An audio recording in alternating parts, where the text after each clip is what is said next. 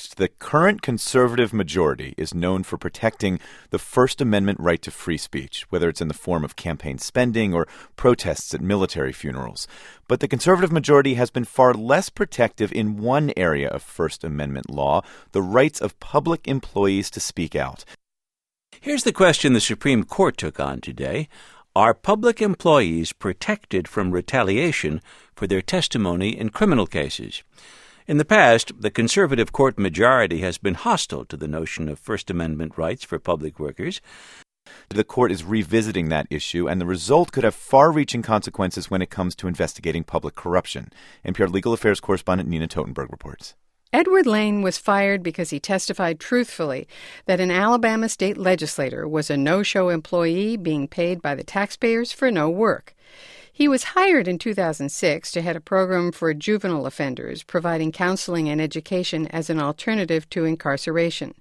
The program was run out of the Central Alabama Community College and received substantial federal funds.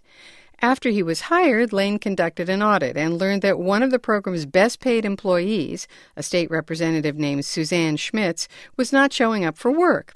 After Schmitz refused to change her ways, Lane had what he describes as an ugly meeting with the state legislator. She began to tell me who she was and that I know who she was for real. Lane says that people in his office warned him not to tangle with Schmitz because of her influence, but, as he puts it, it was against the law. To me, it's sort of like being the president of the bank. If I know that one of my tellers is stealing from the bank and I allow it to go on, then I'm complicit. And so he fired Schmitz. About that time, the FBI came calling, he says. The Bureau was conducting an investigation of public corruption in Alabama and subpoenaed Lane to testify, first before the grand jury and later at Schmitz's 2 trials. She was subsequently convicted in federal court of fraudulently obtaining $177,000 in public funds. Lane, however, was not rewarded for his conduct. He was fired just before the community college was to request additional money from the state legislature for the program he headed. I was the only one that was terminated. To me, it made it look like I had done something wrong. I mean, I was the one that was doing what was right. Told me to clean up my office that day, like I'd done something wrong. When I got in my car to leave, I was in tears. I mean, I felt no doubt that this was in retaliation for what I'd been doing.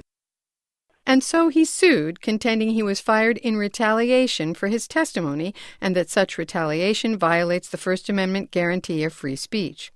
While the Supreme Court in 1968 extended to public employees protection for statements made on a matter of public concern, the court has since narrowly defined what is a matter of public concern. In 2006, the court upheld disciplinary actions against a Los Angeles deputy district attorney after he testified for the defense in a criminal trial that an affidavit to obtain a critical search warrant was inaccurate. By a 5-4 vote, the conservative Supreme Court majority ruled that the First Amendment offers no protection for speech that public employees engage in pursuant to their official duties. The court said that a public employee's speech is only protected when he speaks as a citizen on a matter of public concern, not as an employee. In Edward Lane's case, the Federal Court of Appeals based in Atlanta ruled that Lane was not protected because he was testifying about information he'd learned as an employee.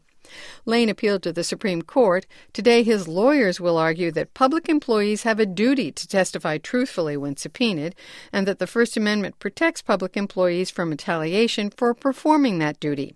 If there is no such protection, say Lane's lawyers, employees who know about fraud, waste, and abuse in government will be afraid to come forward, and public corruption will thrive. A decision in the case is expected by summer.